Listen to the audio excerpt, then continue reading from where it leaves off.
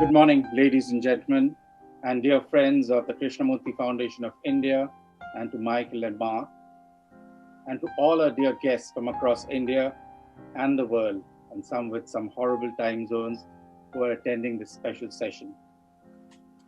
A couple of quick admin inputs before we begin. Our session shall last approximately 90 minutes, and after my brief introduction of the panelists and of the topic, Michael and Mark shall take over with a complete free flow of conversation. After an hour or so, it's around about 11:30 Indian Standard Time, I shall invite questions for the panelists from our audience. Please feel free to inbox me in the Zoom chat mode the questions which you have during the session so that I could address the same to Michael and Mark. You could also raise a hand in your Zoom mode for my attention and you can ask the question directly. Kindly keep your computers, cell phones on mute, but please do keep your videos on. It is important that we see each other during this interaction. It makes it so much more impersonal and intimate within these horrible Zoom restrictions. Thank you for being here again, and finally I begin.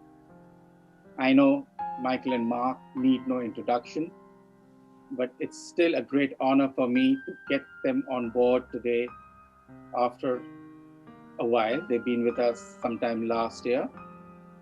In 1981, Michael embarked on the Betrayal of Intimacy, an independent research and public awareness project to prevent sexual violence. In 1987, Michael founded the Touch the Future, a non-profit learning design center. As a documentary filmmaker, Michael has traveled extensively and researched sensitive issues. For 2 decades, Michael has gathered and published interviews with many researchers and scientists across the world, authors and performance specialists, including extensive works with renowned physicists David Bohm, Krishnamurti, Ashley, and Joseph Shelton Pierce. His new book, Unconditionally Free, The Life and Insights of J Krishnamurti, was published last year. His documentary on K, Challenge of Change, The Mind of Krishnamurti, and Beyond Myth and Tradition have been widely seen and appreciated by viewers all across the world. Mark Lee is an American author and also trustee, Krishnamurti Foundation India and America. He has served as the executive director of the Krishnamurti Foundation America for 20 years and was director of Krishnamurti Publications for over 5 years. In his earlier years as an educator, Mark was at Rishi Valley, Madan Palle for 8 years. He was also founder director of Oak Grove School in Ojai, California. Mark was first introduced to K's teachings at a very early age and as a teenager in 1955, and to Krishnamurti himself in 1965. And for the next 45 years, he worked in the Krishnamurti Foundation as teacher, principal, director, trustee, and succession.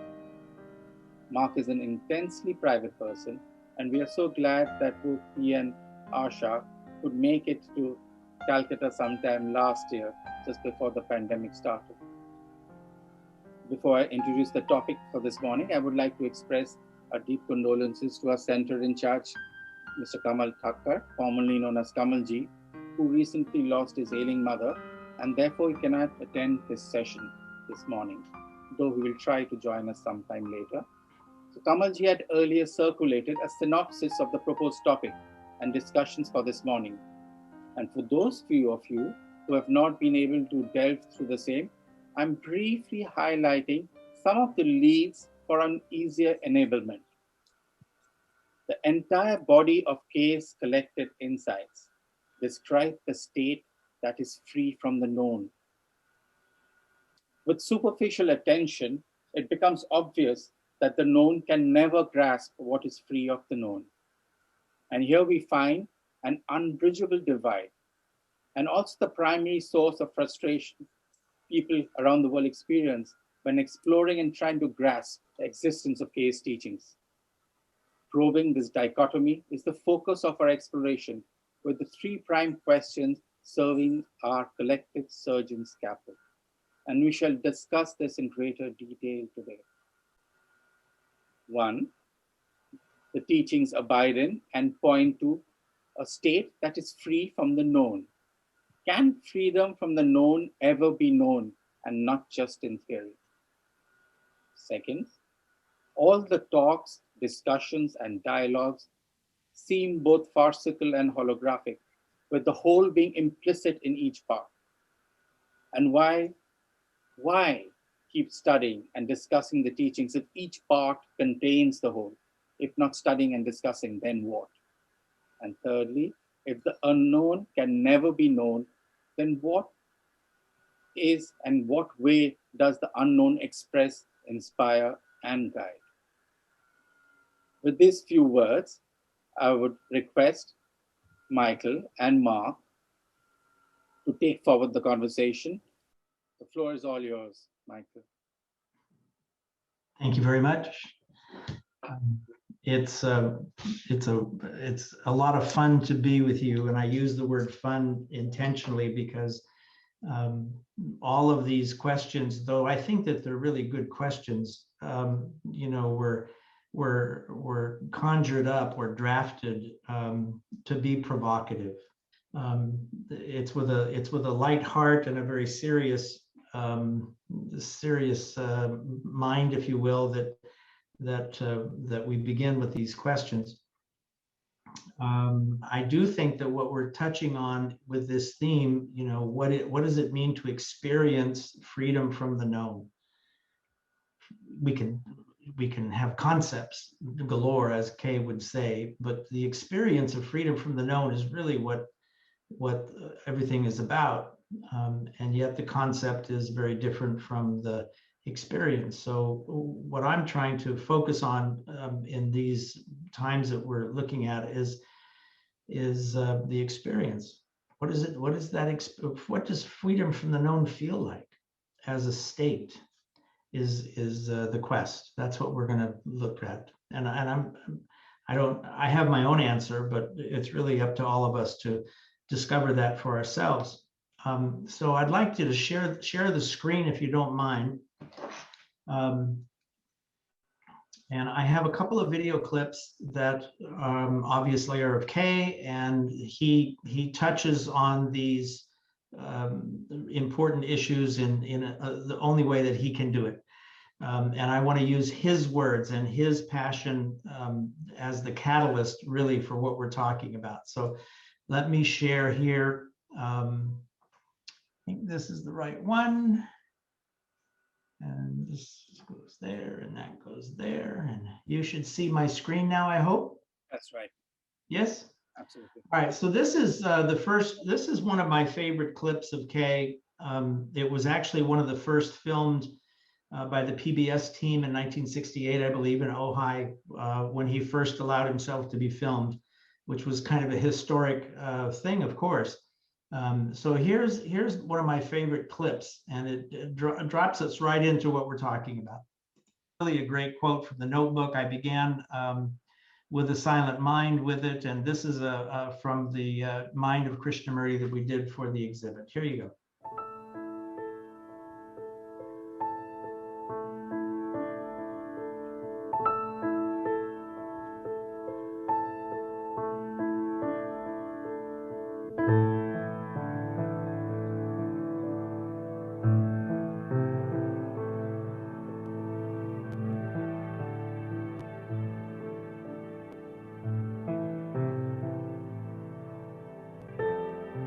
Silence grew and became intense, wider and deeper. The brain which had listened to the silence of the hills, fields, and groves was itself now silent. It had become quiet, naturally, without any enforcement.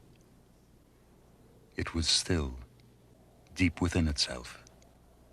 Like a bird that folds its wings, it had folded upon itself. It had entered into depths which were beyond itself. It was a dimension which the brain could not capture or understand. And there was no observer witnessing this depth. Every part of one's whole being was alert, sensitive, but intensely still. This new, this depth was expanding, exploding, going away, developing in its own explosions, out of time and beyond space.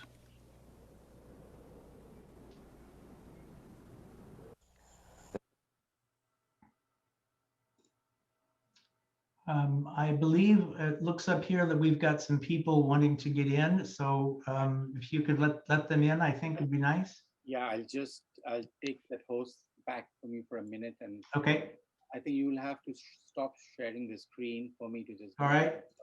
There we go. What we are trying during all these discussions and talks here is to see if we cannot radically bring about a transformation of the mind. Not accept things as they are, nor revolt against it. Revolt doesn't answer a thing. But to understand it, to go into it, to examine it, give your heart and your mind with everything that you have to find out, a way of living differently.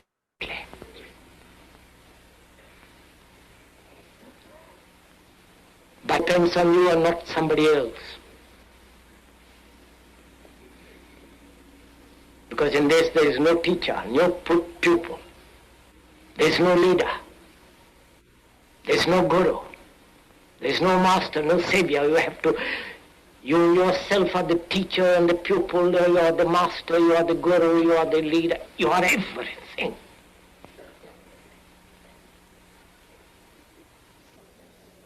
The speaker is Krishnamurti. That noise of a motor. He is a man who cannot be placed in a simple category like philosopher or religious leader. He is, however, one of the more challenging and creative men of our time. Born in South India in 1897 and educated in England, he has followed a singular and original path of thought free of factionalism and dogma. This is the first of 8 half-hour programs, and the first time that Krishnamurti has allowed his talks and private conversations to be filmed. And when you put that question, because you are serious, because you are intent,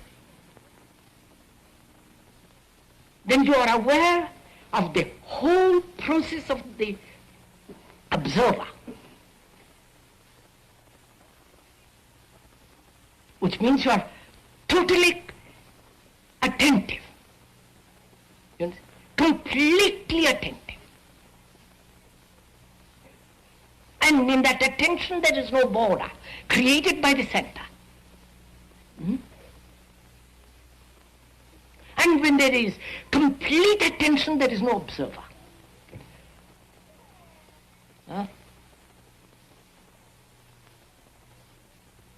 The observer comes into being only, when in that look there is inattention, which is distraction. We have put away the observer, and therefore there is attention from it lasts a second. That's good enough. Don't be greedy to have more. In that greed to have more, you've already created the center. And then you're caught. In that attention, there is no seeking at all. And therefore there is no effort. So the mind becomes extraordinarily alert,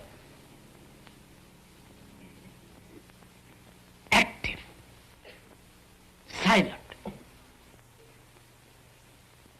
Such a mind is the religious mind. And such a mind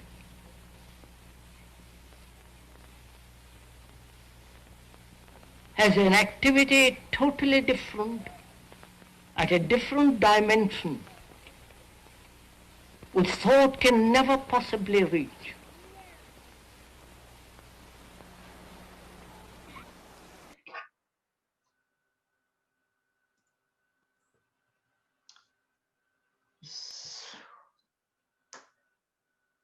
So from my position, if we could actually craft sentence bites, we could take these two quotes or these two clips and take each sentence, and you would have a Rosetta Stone for the 250,000 pages that we call the teachings in these two, contained in these two pieces, I think are the essence of the whole thing. So what I'm going to do is pass the baton to Mark and encourage him to perhaps comment about whatever comes up with that, and then we'll slide back and actually dig into the first question. I would like to start by just checking on the word you used when you opened, Michael. You said, can we experience the teachings? And experience usually connotes having an experience, which means observing something, seeing something, but being a part of it. And I don't know if it's adequate. I don't know if that if that word is adequate, because you've suggested in these clips that there's a very different state of mind required. A state of mind that I think it transcends experience. That experience is not an adequate word. I think it's shifting to a different state of being that we're talking about, as opposed to having an experience. Yes, no argument there. I'm using the word experience to represent something that is not conceptual per se, not cognitive, really not verbal. That's what I mean by experience. So if you were to take the whole thought process and set it aside, then you're going to be, you will be sensitive to other modalities of being, other qualities of being, when that whole verbal, intellectual kinds of thing has been negated or suspended, might be a good word for it. So that's exactly how I meant the word. That's how I meant the word experience. Obviously, this is quite germane, I think, because what happens is, I was in the park today thinking about some of the issues that we were talking about, and the best way that I can define what I think takes place is that there is pre-verbal, a pre-verbal perception. And that pre-verbal perception is always in the present moment. It's whole. Kay and others have, referred to it as insight, meaning that it's right there in the present. It's a complete perception, whatever you want to call it. And then what happens is that the intellect takes that experience, that insight, that perception, pulls it into its historical verbal context machine, and then finds words to describe it, basically. So this indexing of direct experience or perception in the form of insight is what the intellect does. And if we keep that in mind, I think that we're going to be better off, right? So I've often used the the analogy that the intellect is just a card catalog, right? It's just basically an index file, symbolic, metaphoric index that is basically an encapsulation or a, like I said, a card catalog. It's a trigger for the experience. Again, I'm using experience in this in this other way. So just referring back to Bohm was interesting. He introduced me to one of my favorite themes, and I think it's really important here, called state-specific learning and performance. State-specific learning and performance. And I've talked with neuroscientists about this, and some almost Nobel quality researchers who have studied this. Now, we have different brain systems. We have the sensory motor brain, we have the limbic or mammalian brain, we have the neocortex, we have the prefrontals, and actually the heart itself, 60% of the cells of the heart are neurons. So we're actually talking about the heart having a form of intelligence of its own too, not just the pump. So that's been negated a long time ago. So what happens is that each of those brain systems participates in this insight or this perception in its own way. So the sensory motor brain captures its slice of the pie, and the emotional brain captures its slice of the pie, and so on and so forth. And then the intellect basically types out the card catalog and indexes the gestalt of those multiple brain centers that are coalescing as a unit, which is the insight, or what I'm using the word, the experience. And it's all pre-verbal. So it becomes verbal after the intellect does its job, and so on. So now we have this fairly clear-cut distinction between what I'm saying pre-verbal and verbal, or intellect and direct perception. Immediate, in the moment, et cetera, et cetera. So for my money, Kay is living most of his life in the words that I used in some of the narrative that we talked about here. I'm calling it primary perception, the direct, immediate primary perception. And when the intellect is quiet, then, as he said, attention becomes intense. It expands and becomes, he says, extraordinarily sensitive. So this pristine attention is connecting, actually. It's experiencing and relating to all these different modalities that are excluded by the card catalog, or not included in the card catalog. Right. Now, to take this one more step, the power of symbolic and metaphoric intellectual process, the neocortex, and its ability to create mental images. We forget that what we're actually experiencing are mental images. So again, we talked about these multiple brain systems. The sensory motor system creates a certain order or genre of imagery. That's our sense perceptions. The limbic brain has a different kind of image. We call those images feelings. We don't think of feelings as an image, but feelings are actually the images that the limbic brain produces, which is a great way to look at it. Yeah. Language are the card catalogs that trigger all kinds of imaginative images. And so we then, once language kicks in, we can actually play words like you would play a xylophone and create all kinds of imaginative things by playing those words and putting them together, and the mind creating these images. That image making potential of the neocortex is our core reality. That's what we live in most of the time. That's what we consider is our what I call our default reality, is the world and imagery that the neocortex produces. That's the world we know. That's the That's world. the that, and it's also the world we know, right? Because there is no known.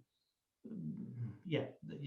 There's a. I would say that what we consider to be known is that there probably is a quality of known, a quality of memory in each of those other brain systems, but it's not near encompassing that the abstract capacity of the neocortex, right? So the neocortex has this enormous memory capacity, whereas the other brain systems, I haven't really thought about that, but there's probably a form of memory associated with each of them, but I don't think it's as big as or as flexible or as it's the memory capacity is of the neocortex is light years ahead of or beyond what the others are, and that's what brings us in time. It does all kinds of things. So Yeah, what I'm really trying to focus, please, I'm sorry. No, I was just going to add that brings in, because of the weight of it, the sheer magnitude of it, the sheer Right. grossness of it, it brings in time. It brings in time. It brings and the grossness or this enormous power of it. It overwhelms. Overwhelms. Right? It overwhelms the subtlety of the other systems. So we're not.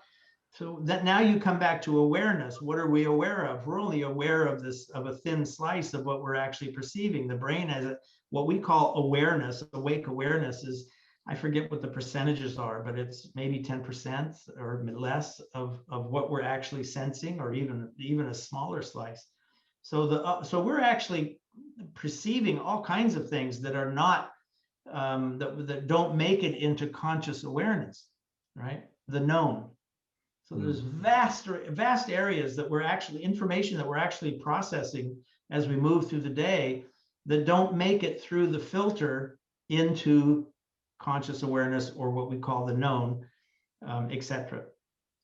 So once you start grasping these models that we're trying to put together here, you realize that the known is this tiny little box.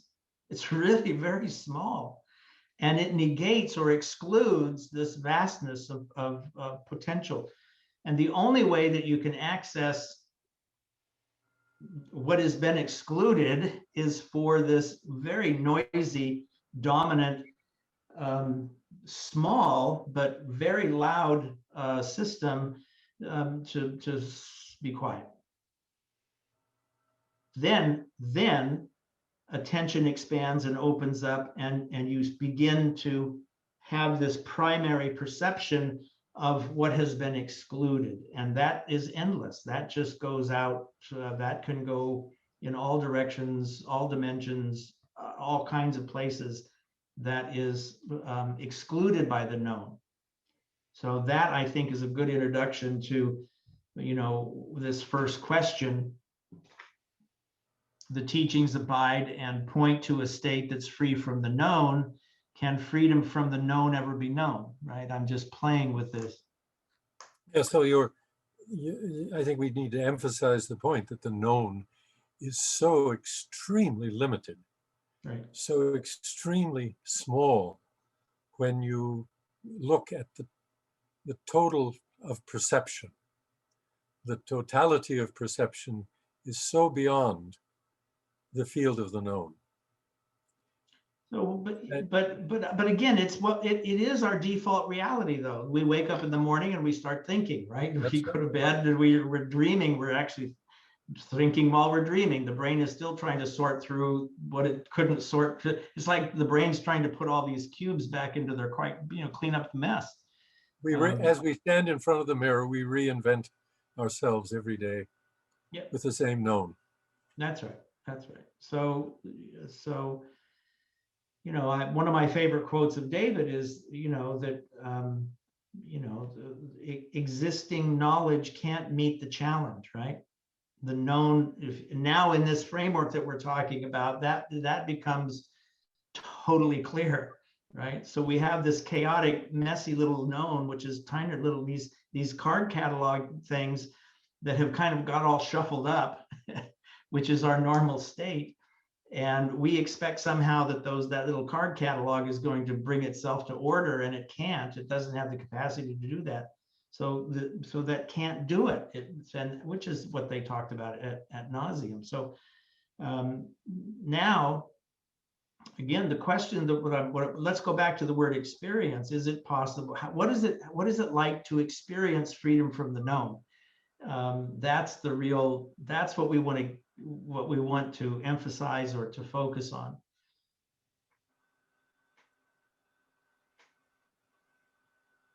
I would almost like to open it up. Instead of taking all the questions later, it might be useful to take a block of questions now relative to what we've just discussed, and then we can kind of move forward and do it in thirds instead of trying to hold all of these issues at the back end. That would be my suggestion. I agree with that. Yeah. Can we see if there are comments or questions out of this? I think Atul was trying to ask a question. Yes. Atul. Thank you. Greetings. My question is addressed, doubt is addressed to Mr. Mendizza, and that is pertaining to his synopsis that he had sent. In the very last paragraph, he mentions studying the so-called teachings of J Krishnamurti is wonderful, like looking through a window with wonder and intensity at the rim of the Grand Canyon. So my question is, why a prefix so-called has been used with the teachings of J Krishnamurti? Well, because why the prefix is so-called? Well, it's really simple because there are no teachings, right? Sir, there are teachings which he has himself referred in his various talks and dialogues, number one. And number two, he himself handwritten the core of teachings, which we have and which each and everyone in K Circle and outside K Circle knows. So and the teachings have themselves been communicated through him from the unknown. So there is a corpus of things called teachings. If we give a prefix, sir, do you feel it right to call it so-called? Because had he not said it is the teachings, had not handwritten the core of teachings, I think then it qualifies to be called so-called teachings. So I would like your explanation on that, sir. Thank you. Sure. Look, there was a discussion about what are we going to call this collection of insights, which is, I prefer that, right? Krishnamurti's core insights, or, the teachings imply like a curriculum, like we can teach math, 2 + 2 is 4. You get it? Yes. Okay, great. Write it down. You'll pass the test. This is not that. This is not a teaching. So the word is a bad word. It's always been a bad word, but it was the best that they could come up with at the time. Mark could probably explain, when they explored that, perhaps. And again, one of my favorite interviews that we did was with Achyut Partwardhan, who many of you may know of or have known. And one of his favorite stories at the very end of the interview that we did was, he said, this is in the 40s after the war, and Kay returned to India, and he was working very intimately with a small group of people. And one of the colleagues said, Krishnaji, what are the teachings, right? What are the teachings? And Kay paused for a minute, and he looked at him and he said, sir, there are no teachings. Where the other is, the self is not, I think is how he said it. That's how Achyut said it. So it's a bad word, and I basically have used the word so-called with that in mind for many years, but it's fine. We'll use it as a label for this collection of insights. But again, they're not teachings. They're a window. There's something to look through, to go beyond. And that's the issue. A teaching is something, math is cognitive. You stay in the cognitive realm, but this is designed to be a window to take you out of that realm. Yes, and a teaching can Thank be, you. a teaching can be codified, a teaching can be organized, can be taught. And in the case of Kay's works, it can't be. I remember we had a discussion once when we were talking about the cover for a book, and Krishnji said, you might as well call it the waterworks, because teachings don't contain it. It was inadequate. He resigned himself to using that, but he himself didn't see it as teachings. We use that phrase with ease because how else are we going to describe it other than the phrase perhaps that Michael used? Professor Krishna has a question to ask. Michael, are you able to hear me? Yes. Yes. Yes. Nice Michael, to see you, sir. You're welcome. Thank you.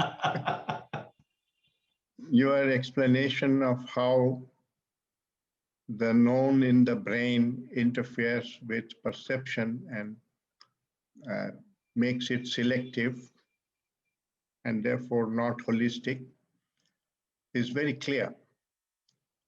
But I think the question then is that this is involuntary. The brain does this job. It is its job. It's programmed to do that job. So how does this silence come about?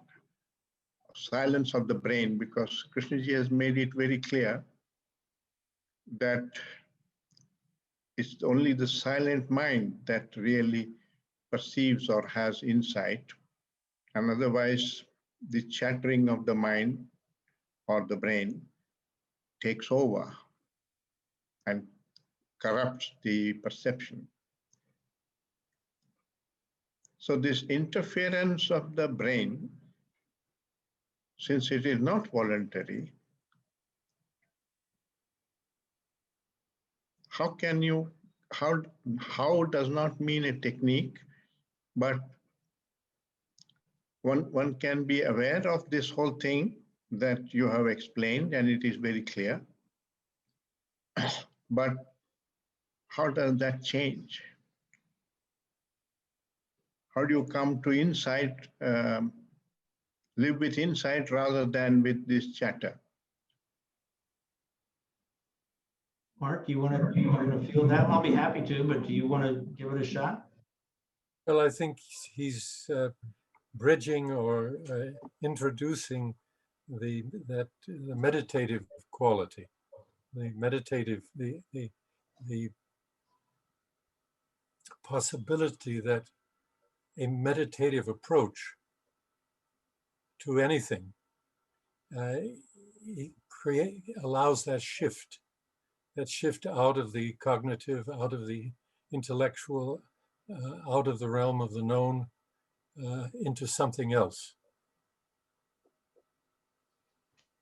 I'm going to suggest, and this is my reality, this is what's true for me. It's so, the intellect is so quick and so clever and so on and so forth. You can equate the ego and to the intellect, and they're kind of, they sleep together.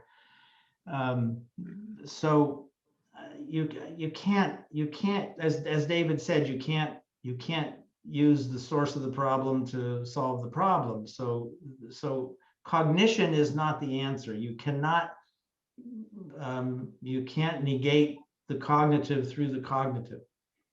Now, I'm going to go back to my word experience, because the state of the mind that is quiet is different than the state of the mind that is active.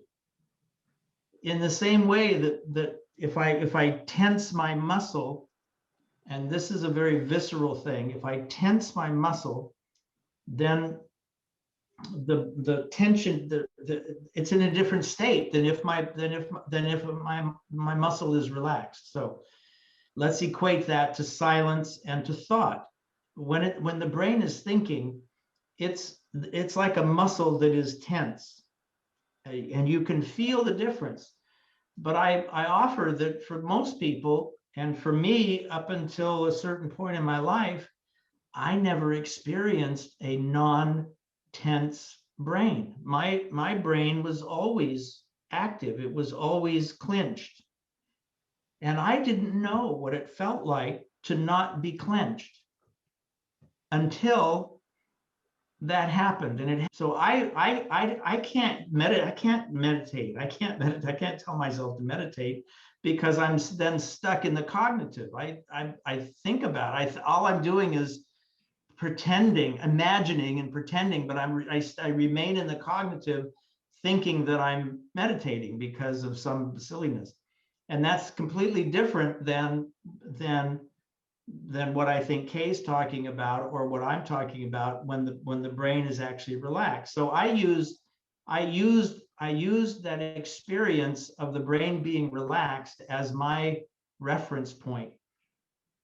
And once I had the reference point, then having a tight muscle was obvious. But if you're always living with a tight muscle, it's not obvious. And I think this is fundamental to, I'm projecting, of course, but I think that it's fundamental. We pretend that when we think that when we're meditating, we're actually pretending to meditate. Yeah. Because we're still in the imaginative cognitive realm, and not in this true silence, relaxed, open, expansive state. I'll leave it at that.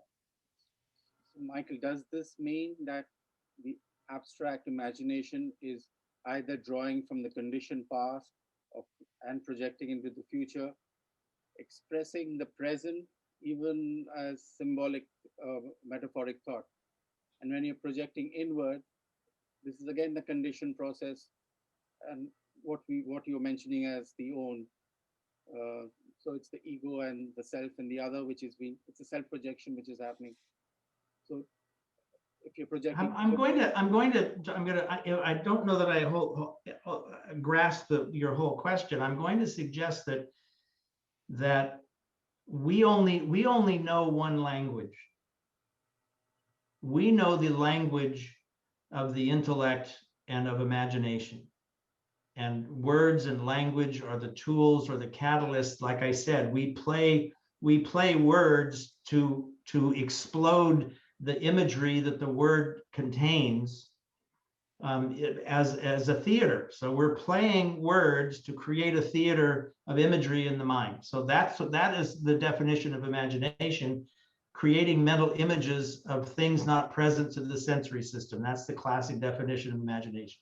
That's purely a neocortical process. Now, the limbic system, emotional system, sensory system, neocortex, and who the hell knows what other dimensions are in there. Each one of those systems speaks a different language, not the language of symbol, metaphor, imagination. So in silence, when silence happens, meaning silence of the neocortex or silence of imagination, then we have to actually learn the new languages. We need to be really quiet and allow those direct primary perceptions to speak to us. And then literally, we have to understand the meaning of those things directly, and then we can bring it into the known and describe it but we're out of primary and into imaginative when we're explaining it to ourselves. But I do think that this living in this sensitive field, infinitely sensitive field, is filled with other languages. I love that. I love that image, right? We have to learn these new languages because we're so held by the verbal imaginative. Alokji, I think you were wanting to ask a question. Would you like to unmute yourself?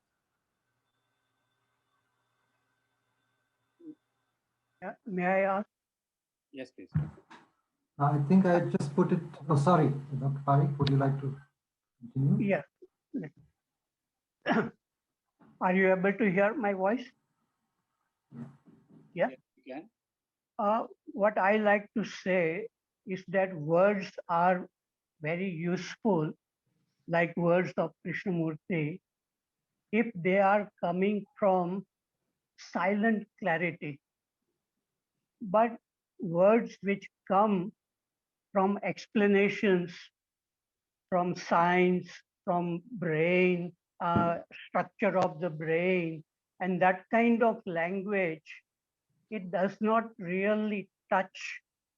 So I like to say that the first time when I read Krishnamurti's books, and he was telling many questions he asked, but he was saying that our problems of psychological nature are coming from thinking.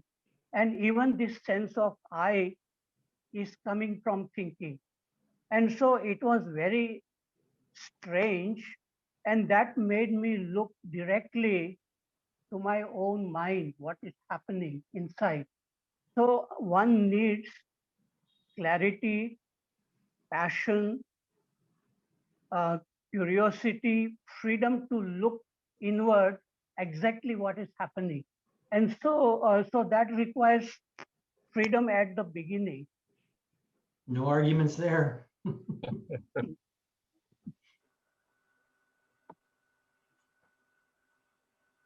we continue? Shall we, any more questions, at least at this point? Can we move on? Shall we go to the second question? Yeah. Can I briefly interject here? Sure. Who's This speaking? is Alok. Yeah, Alok speaking now. Yeah, I put something down in the chat box, and I just want to give a very brief context to that. In some way, yes, I think what Michael has highlighted, that the intellect has a great deal of power over the way the brain functions, and that's almost a default mode for much of humanity. And probably that's because of the forms of upbringing, the kind of education we've had. All of that has that kind of a thrust. But in some way, as he's also alluded to, Krishnamurti's teachings in some way provides a strong countercurrent to that strong momentum that has got created in the human brain. And just going back a little bit to what Dr. Parikh was saying, that reading Krishnamurti in some way, at least when you first encounter him, has a way of stopping you short completely, stopping you, throwing you back on yourself in a way that maybe one may have never experienced in family life, in work life, or through education and so on. And I think somewhere it throws a challenge back at you, which in some way stops you short, as I said. It also partly stops the default mode of functioning. And this is something which one may, I'm using the word experience again and again in reading or encountering Krishnamurti. I think the challenge for us is that, can one do it without reading Krishnamurti? Is this a possibility which is there inherent in us also as human beings, that this other current way, Michael has alluded to the different languages maybe, that's of course a metaphorical way of putting it, but can these other currents come up in oneself? And this is where I pose this question in the chat box and read it out. Is there also not this ever-present possibility that we become aware of gaps in thought? And this is what I think Krishnamurti has often done. It makes you aware of the gaps in your thought, leaves a certain space open, maybe the word metaphor, window, as you've said. And as we pay attention to these, or get drawn into these, are curious about these in a quiet way, not in trying to churn it up, the gaps in the awareness itself may expand. And the brain may find a state of relaxedness, of openness to all that is around, as well as to that which arises within, because that momentum doesn't stop. But this happens maybe through a somewhat different state of being, a different state of consciousness, where the awareness dimensions are not the default mode only. I think these are the cracks through which we find ourselves very often trying to sort of move out into a different somewhere beyond the known. And yet, of course, the known has a way of closing in on us again. Life situations, things which happen through life. And in some way, ultimately, it's not the teaching so much as the way life throws these questions back at you. And if they have been awakened in you, maybe through reading Krishnamurti or through other sources, it's something you have no choice but to pursue all these multiple interconnected dimensions that is every human life in some way. So that is both a question, maybe just a comment, or just tying things together in the way it makes sense to me from whatever has been said so far. Yeah, thank you. I'll stop there. May I just add my tuppenny bit? Taking the lead from all that has been said, and also listening to Krishnamurti asking, is it possible to move from insight to insight? See the conditioning that happens to the young person. The greatest conditioning is the conditioning of education. And in education, right through the world and right through the entire spectrum, from the child to the adult, we never talk about insight. We never bring in this meditative quality that is necessary. What is done continuously is to only encourage the chattering of the intellect. And then at our age now, we start asking these questions. What does it mean to be a light to oneself? And can that spark be lit in the very young child and nurtured right through his childhood? Thank you. Thank you. I think, Kanchan, you want to ask something? Yes, it was just regarding, we were speaking about the known and the unknown. So even that understanding of known and unknown comes from the realm of intellect. So do you think, is it possible that unknown come from the insight? Could you repeat that? Is it possible that the unknown comes from insight? Yes, right.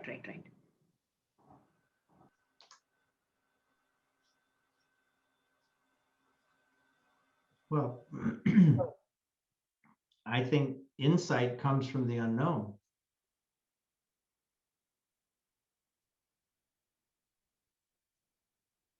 There were several important points made by different people in this little break. One is the role of education, and is it possible to bring about this quality that we're talking about in young children? That's one. The value of the teachings was another point.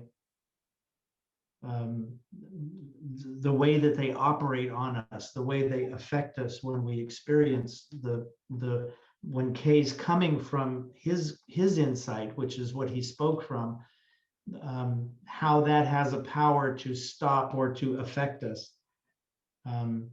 That's another point that's really quite interesting. Another point that we might want to play with is the idea that in the video clips that we talked about, one of them, Kay said, this is a dimension that the brain cannot understand.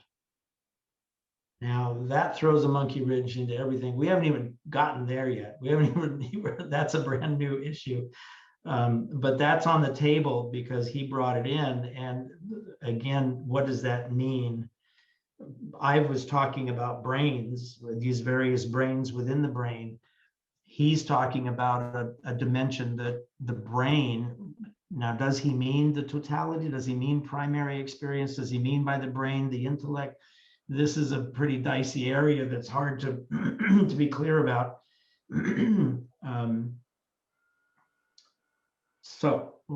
Any interest in probing any of those ideas before we move forward? Sure, Michael. I think, you could get on to the next question, I suppose. Okay. Sorry. That may be the reason why he was stressing on the need to ask the impossible question. Because when it is impossible, the thought ceases. And if the inquiry doesn't cease because the thought has ceased, the possibility of an insight grows. Possibility of an insight grows. Most religions prescribed various techniques to quieten the mind, to silence the mind, either through chanting or through music or various methods. But Krishnaji denied all those methods. So I think that is another thing we must be clear about as to why he denied all methods which quieten the mind. Although we are talking about the need to have a quiet mind, but not induced by a technique, is how I understand him. Yeah. But doesn't that have value? Because if that's the way you come upon the quiet mind, can insight not take place in that state? Although it is induced by music or something else. Well, this issue of the value of methods, and I'm going to be K. I'm going to use the phrase that K is a purist, right? Rinpoche, in my conversations with him, made that point. So I can use his history and his reference. K always spoke from his level, from his deal. And when you really look carefully at, excuse me, what's involved here, I'm going to go back to the word state. The state of the mind that is quiet is fundamentally different than the state of the mind that's got tension in it. It's a different state. It's the whole order of that of that organ is fundamentally different. So all methods imply that there's some tension going on there, and having an observer means that there's tension there, even at a subtle level. There's somebody watching. There's somebody saying, "Oh, am I doing a good job or not with my meditation?" So wherever that observer is, tension is. And that means that the state of the mind is still on this side of the fence. So it's only when with complete attention, which is the key phrase here, complete attention is not like a laser, but complete attention is the negation of this tension, but it's ever expansive, ever expandingly sensitive. So we think of concentration as zooming in and focusing on something, but that's rather myopic. And what I think Kay was describing was this complete attention, but it's complete not tension in the way that the intellect would describe. And that opens and expands the sensitivity to an infinite range of these perceptions that we're using the word insight to capture. Mark, what do you think? Yes, I remember when Kay was actually teaching the children at Rishi Valley how to listen, how to look, how to perceive. And it was, as you've just described, it was all to the expansion of those senses, rather than the focusing or the concentration or the tightening, creating the tension. It was the release of that, just the opposite. Just the opposite. But I don't think the intellect knows how to do that, right? The intellect doesn't know how to do that. So by intellect, but you mean by intellect a method? A method, or the observer, yes. And they are all manifestations of the same realm. The observer, right. Method, goal, practice, judgment. Anyway, those are all what I call intellectual neocortical, functions. Right. And they are unique and exclusive, which means that they exclude. I love that, right? Exclusive means that they're excluding, right? So the intellect and what we call the known is very exclusive. But for the most part, that is our total. That's the totality of what we consider consciousness, is that very exclusive realm.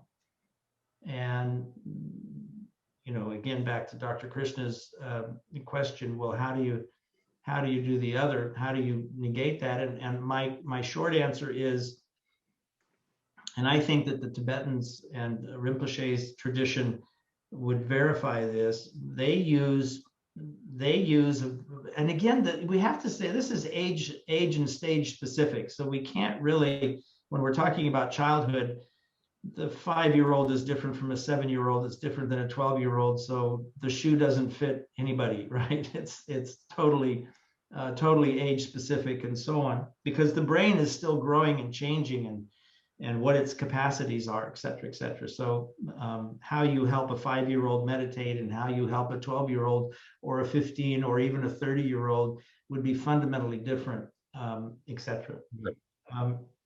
I was going to say that to me, just the insight, bringing about the insight of this exclusive nature of and small, right? Such a small dominion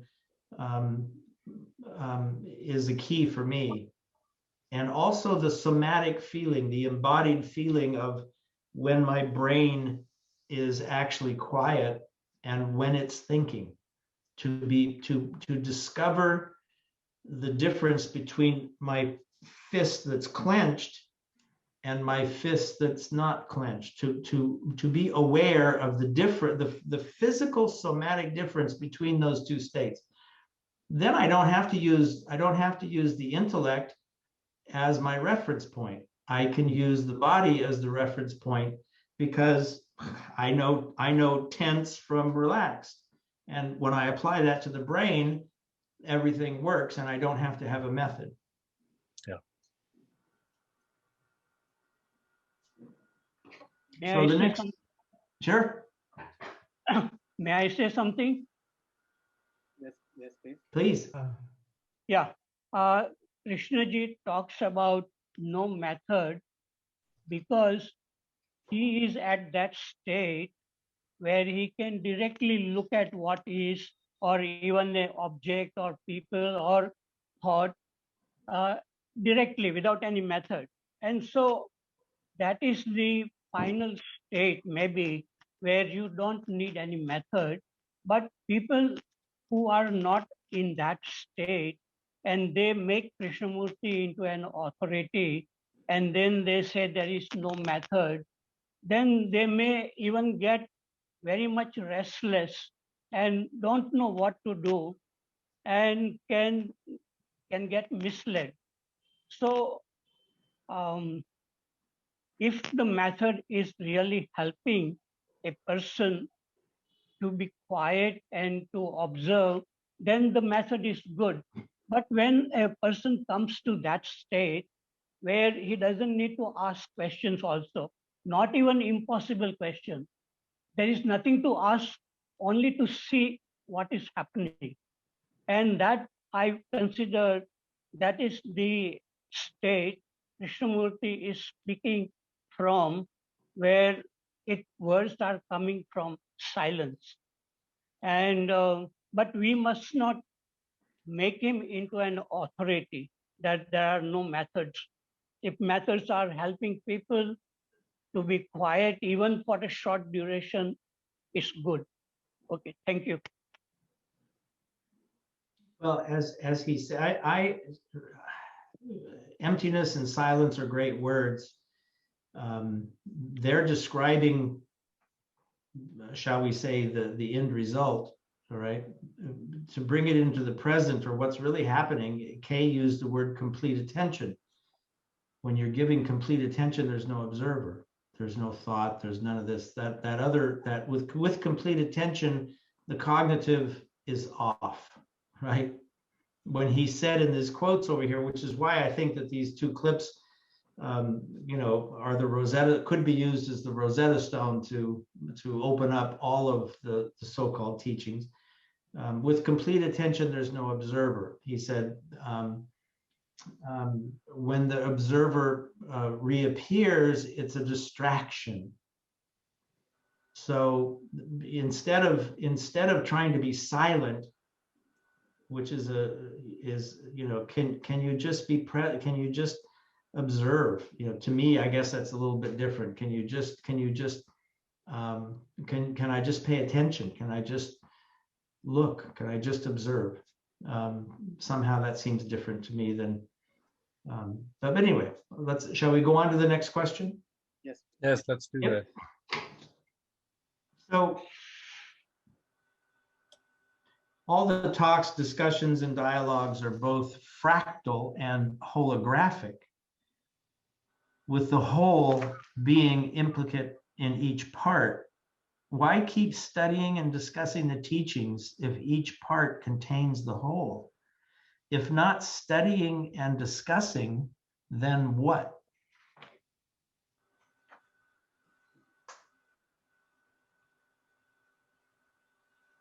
I can give a good illustration of that. There was a time in the late 70s when I got a little depressed about what was going on at Oak Grove School, because we were having so many problems with the challenge of the teachings and the challenge of creating a school with high academic standards and the marriage of these two. And I went to Kay and I said, "Sir, how do we do it?" I said, there's this vast challenge we have of conveying the inwardness of the teachings, and we have 100 children and so on and so on. I laid it all out. And I said, "Sir, there must be a shortcut. Isn't there a shortcut to the teachings? Isn't there something that you could explain to the teachers?" He said, "Sir, you can do it." He said, "There is a shortcut." He said, "If children can understand reaction, they will understand the whole of the teachings. The whole of the teachings is in reaction."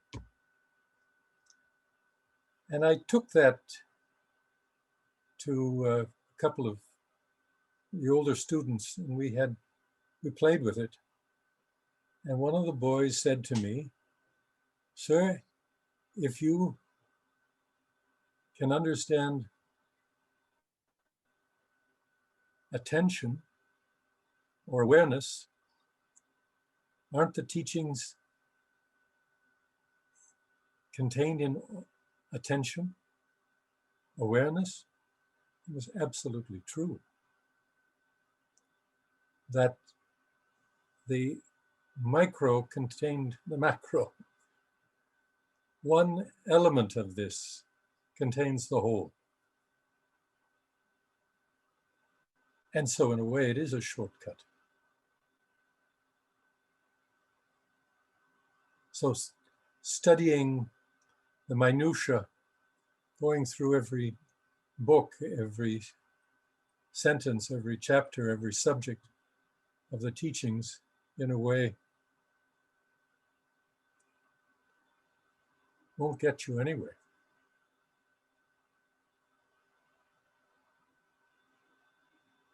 You have to be in a different state. Yeah.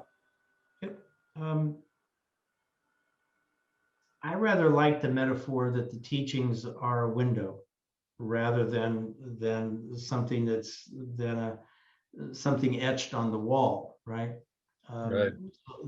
So we treat them as though they're etched on the wall. We treat them as a, because we take them in, we remain in the intellect, we remain in that cognitive state, and we read the words and we talk to ourselves about them and we say the words and we say, oh, isn't that wonderful? And oh, but we don't, as he said, we're just rearranging the furniture in the room. We're not actually leaving the room.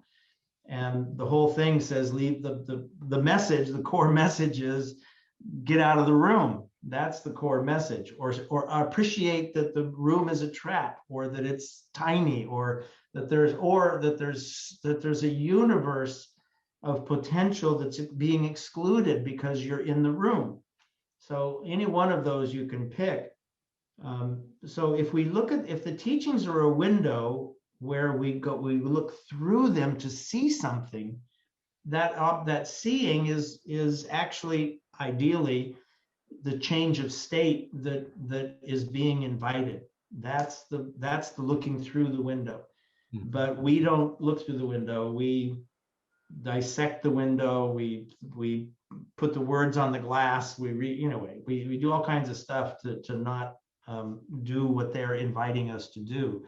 And I think that's kind of the core theme here throughout all of these questions is back to the word experience. Experiencing freedom from the known means that you've left the known. You're not there anymore.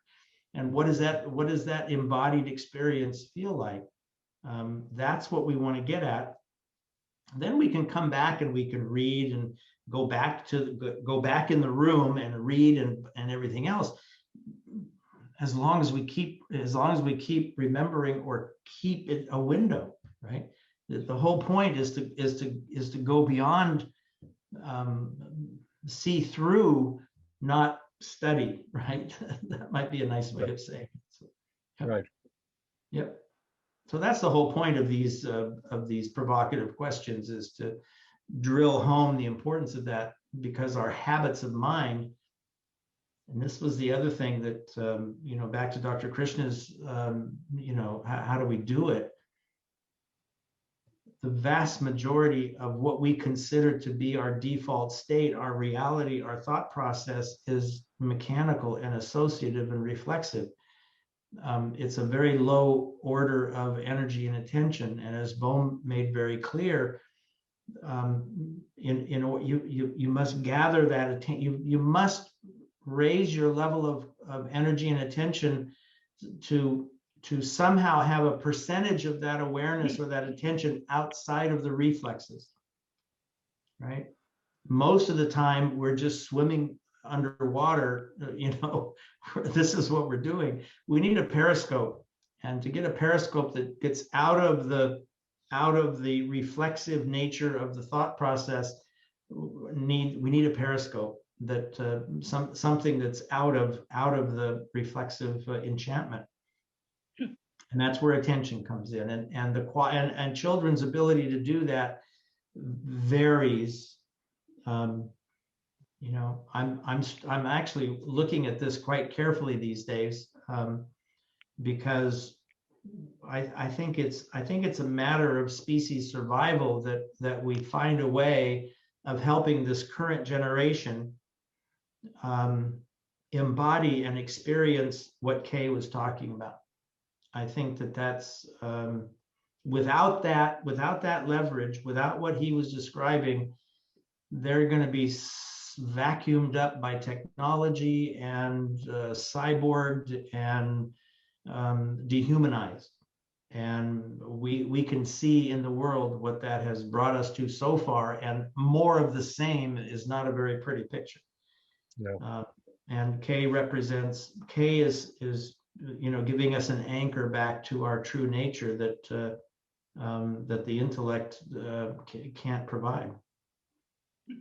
So it is like two people, they had discussed a lot about what love is, and they came to Krishnaji, and one of them said, the more we have discussed about this problem of love, the clearer it has become. And Krishnaji says, has love become clearer, or what you think about it?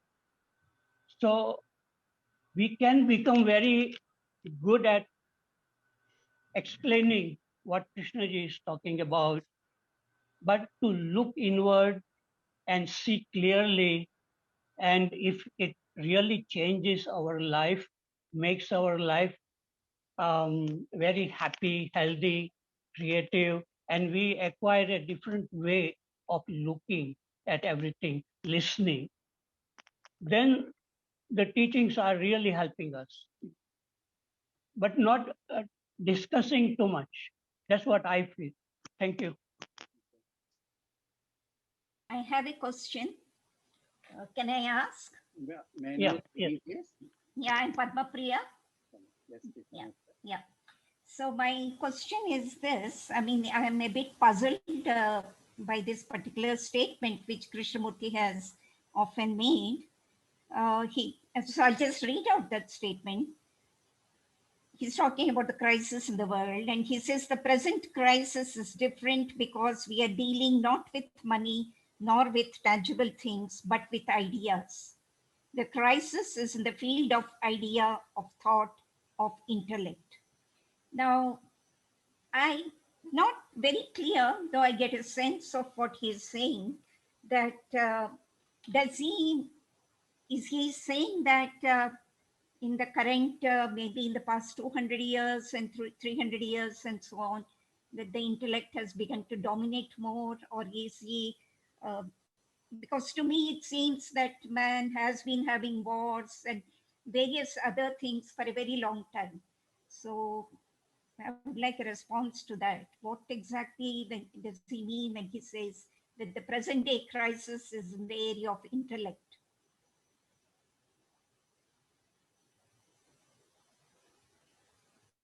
Mark, you want to grab that one? Well, it seems to me that you could use a multitude of words. The crisis is in the realm of thought. The crisis is in the realm of thinking, of ideation, to bring it down.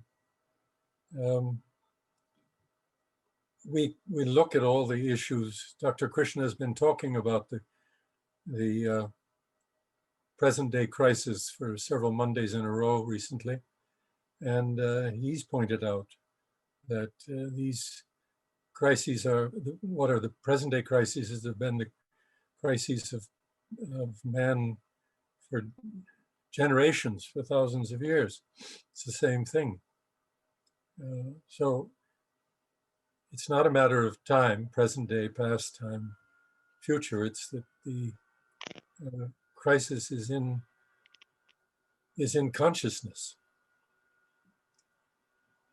The lack of understanding, the lack of perception, the lack of self-knowledge, self-knowing. All of that points to the individual crisis and therefore the world crisis. It seems really clear. Yep. It might be helpful to look at this. Let's go back to the use of the word exclusive or excluding, right? So the intellect is basically symbolic and metaphoric, which means abstracted, lifted out of, it's not connected to. So the whole thought process is abstract, lifted out of, not embodied really. I mean, yeah, obviously it's in the body, but it's separate from. The intellect is separate from all the other brain systems. It creates that subject object duality, etc., etc., etc. And it's exclusive.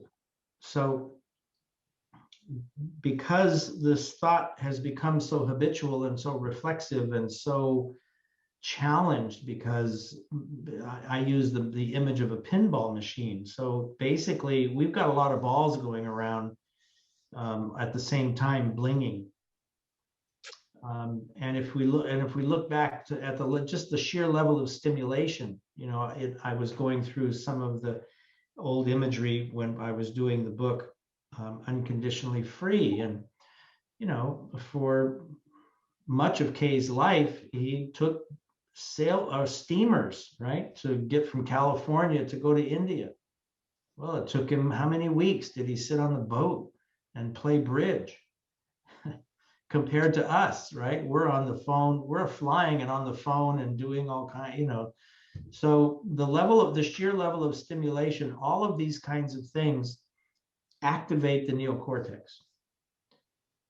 There's one of the most sensitive obstetricians in the world. His name is Michel Odent, and he was talking about the birth process. And he said, well, basically what you want to do is not stimulate the neocortex, because birth is not an abstraction. Birth is an embodied visceral thing. So the abstracting intellect only gets in the way. So what stimulates the neocortex? What stimulates the intellect? Language, being talked to, being looked at, being observed, etc. Having your picture taken, having somebody in the room, etc. All of these things activate the neocortex. So when you look at our lives today, compared to 50, 100, any time in the past, really, we are hyper intellectualized because of the amount of stimulation, and even more so. So this becomes a real challenge, because it makes what Kay's talking about all that much more difficult than in the turn of the century when he was coming around and drawing attention to what we're challenged with. It's a hell of a lot harder today because of this overstimulation of the neocortex than it has ever been to have a silent mind. So this is part of the answer to why the intellect is, why the problems in the world are coming from the intellect. But I also want to say that it's part of the exclusive nature of the intellect that is not really informed by the other systems. It's David and Bohm and Krishnamurti talked about this as real intelligence is not the intellect. So real intelligence is a much vaster field that informs the intellect and brings it into order, an order that it can't provide for itself. But the overactive intellect is not open to the organizing and clarifying and what other word can I come up with? Influence of real intelligence. So it's isolated, cut off, which makes it neurotic, et cetera, and then we have technology that is feeding it back and forth, and it's not a good formula or pretty picture. So, thank you. Yep. So the last question. This is a great one. What Krishnamurti's life and insights describe is not in the known, and therefore cannot be taught like history or mathematics. What then is needed to awaken this realization for oneself and for one's children? In this non-teaching context, what is the place and value of the teachings?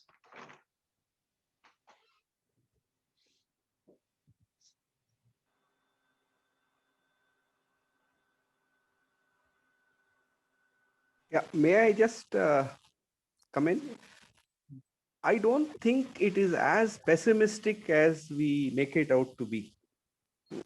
This whole business of insight, attention, it's not something far away that we have to get at. It's there every moment in our life, in every act of experience, in every act of perception. But the intellect is so fast that we miss the opportunity.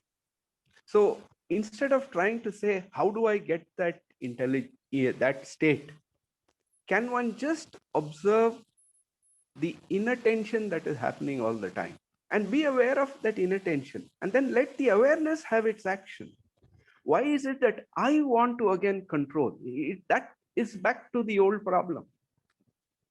So is it possible simply to be aware of the fact that there is inattention and the mind is drifting and just stay with that?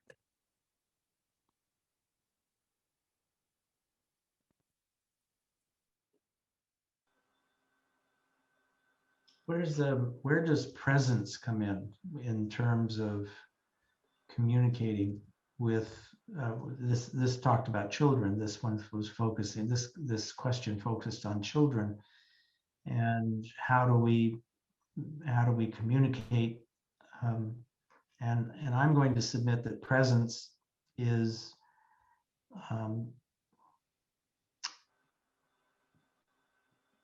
is 95% of the job, that the teacher or the parent or the adult or whoever it is that's with the child, if they're resonant with this quiet, this quiet intensity, this whatever we want to call it, if they're feeling that, I know for a fact that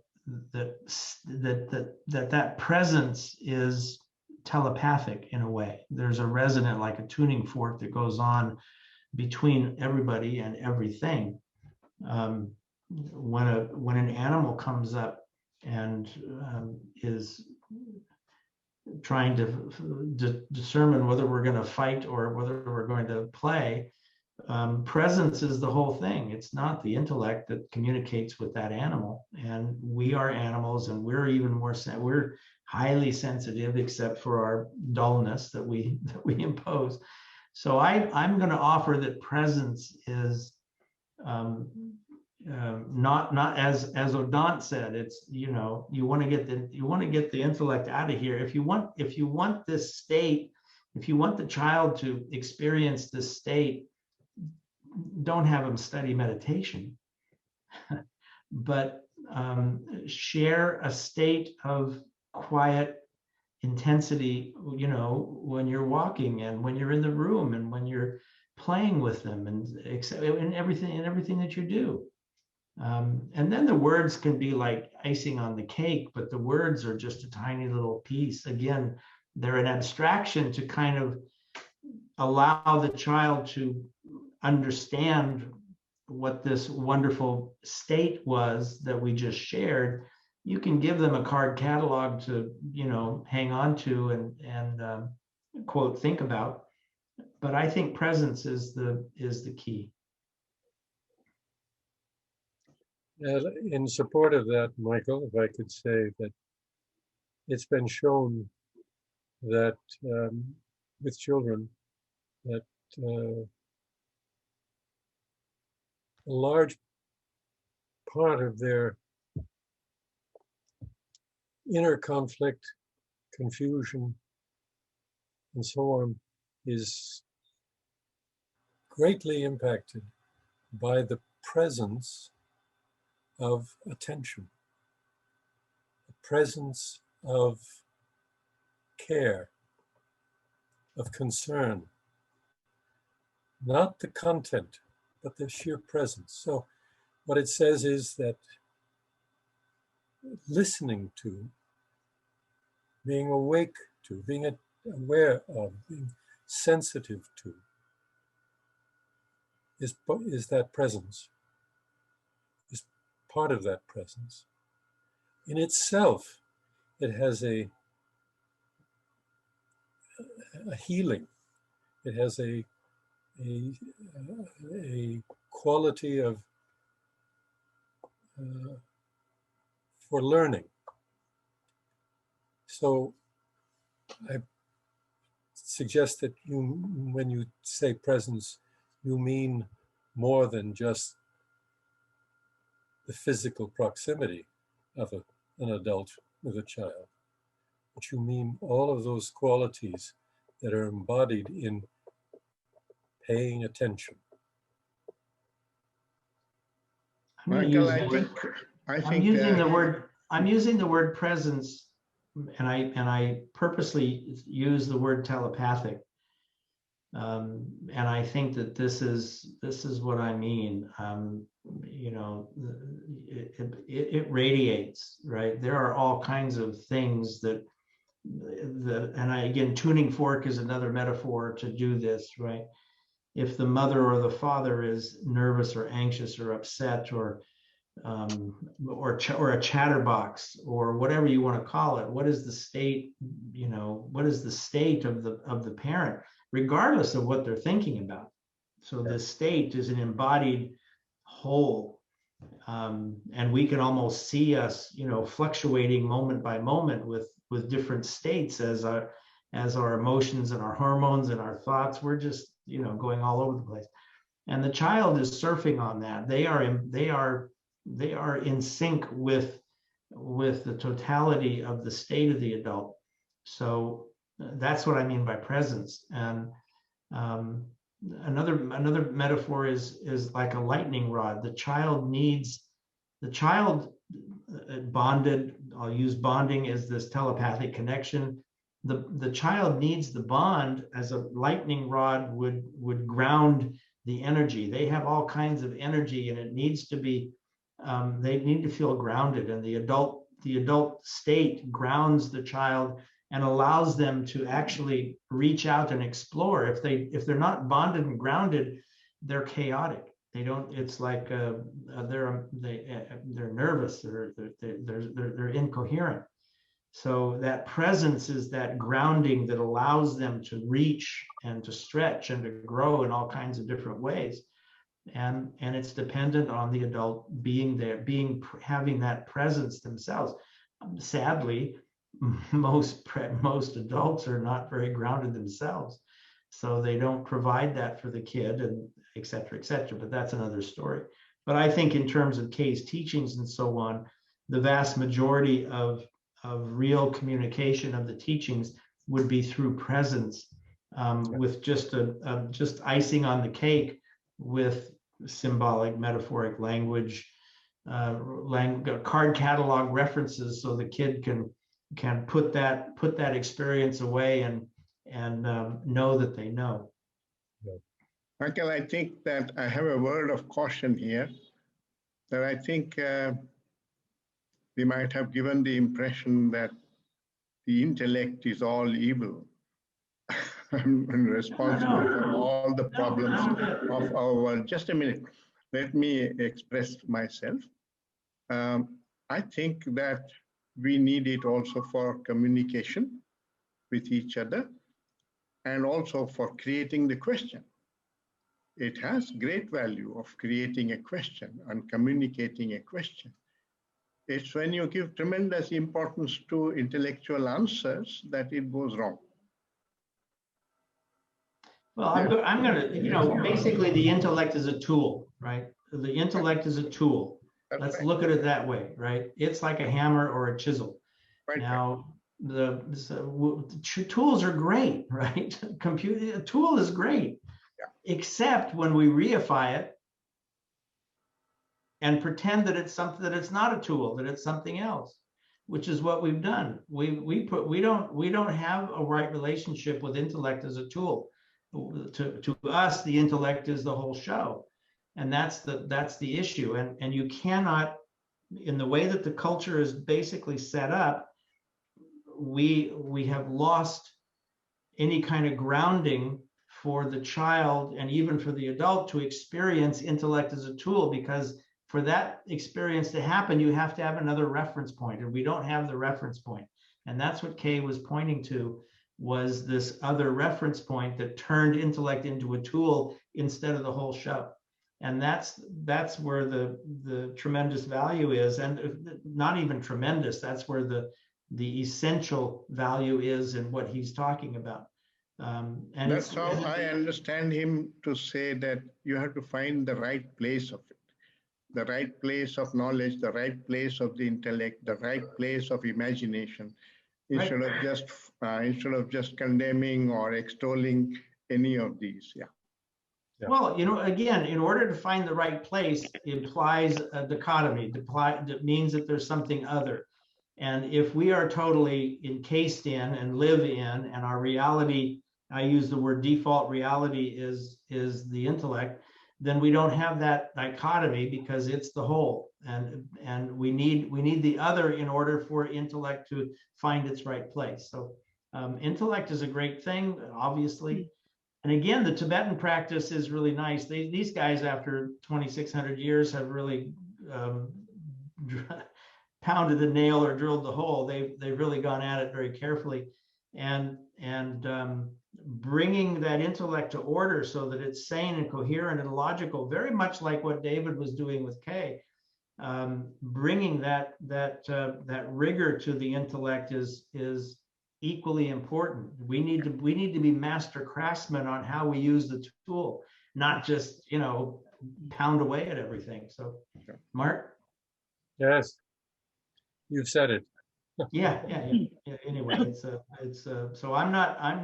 no, we want to use the intellect very precisely. But first, in order to even do that, we need this separation and be grounded in this primary reality. And then we use intellect as a tool, and then we can be like a master craftsman to become better and better at how intellect works, so that we can cut and carve and work with it precisely. But we don't do that. The schools don't do that. Education doesn't do that. There's a wonderful, I was sharing with Mark the other day that David Orr, he was he's still alive, but he was a professor at Oberlin University. And he was the premier ecological educator and critic in the 90s. And he wrote a book called Earth and Mind. And the core thesis of that was a series of essays that he wrote. And he made the obvious observation that all of our problems, ecological, social, whatever you want to call it, have all been created by very well-educated people. So there's something fundamentally wrong with education, which includes parenting, which rolls into culture, et cetera, et cetera. So it's not education. More of the same is suicidal, basically, is my framework today. It's not education, but it's another kind of education. It's a different kind of education that has to happen. And Kay certainly was spot on with his focus on this and what he was trying to do with the schools, et cetera, et cetera. He was trying to achieve this dichotomy, this realization that intellect is a tool and it can be used well or not. And we need to practice, anyway, we need to refine how we use it. We use that, but be grounded in the other, not in the intellect. That's the key. Sure. Michael, thank you very much for this. I mean, I'm sorry we couldn't keep to the time schedule, but the questions were so interesting and diverse. And thank you for so attentively and patiently taking us through all the 3 questions and the answers which came with it. For the rest of us, if there's any other questions you all have, you all are most welcome to send them across to Kamalji and me, and I think we could forward it to Mark or Michael, and they could attend to them at a later stage whenever it's convenient for them. And thank you once again, everyone, for being across. I mean, we got people coming from different parts of the world. Thank you for this, and I'm sorry that we've run beyond our schedule. It normally does not happen, but when we listen to Michael and we listen to Mark, it's mesmeric and hypnotic. So thank you again from the bottom of our heart. Yeah. Cover. Yeah, it's great. You see how thick it is. So I think there's a strange indication happening that both of you must come down to India with copies of the book. I think that's right. We should just, come and have morning tea. It's overdue.